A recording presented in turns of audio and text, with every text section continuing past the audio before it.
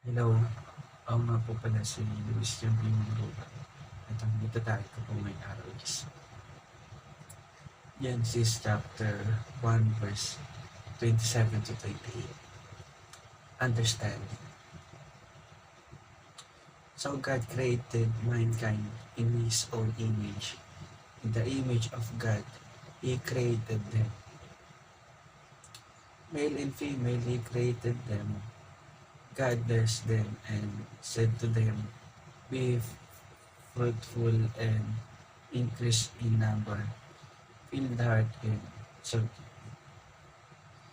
Tagalog naman, sa Tagalog naman po is, kaya't nilalang ng Diyos ang mga tao ayon sa kanyang sariling larawan.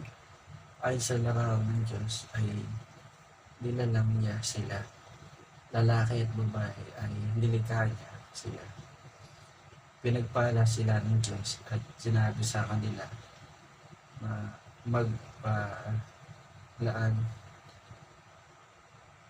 magpalaki kayo at dumami ang iyong bilang punuin ang lupa at supilin ito. Nilikha ng Diyos ang mga tao. Dinilang niya silang mala-Diyos. Sumasalangin sa kalikasan ng Diyos.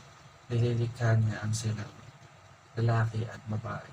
Pinagpapala sila ng Diyos, umuunlad, paramihin.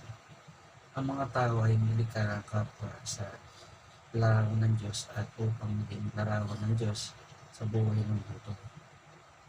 Tungkol sa ang mga tao ay nilikha ng larawan ng Diyos, hindi bilang nakahiwalay na mga individual o bilang isang pangkalahatang sangkatauhan,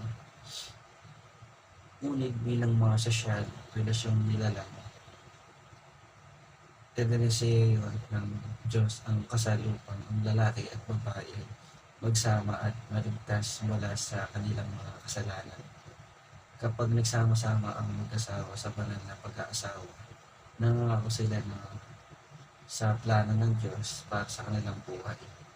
Kasama sa planong ito ang pagpapalaki ng mga anak sa isang tahanan na may takot sa Diyos at pagtulong sa isa't isa na manatili sa landas tungo sa kaligtasan.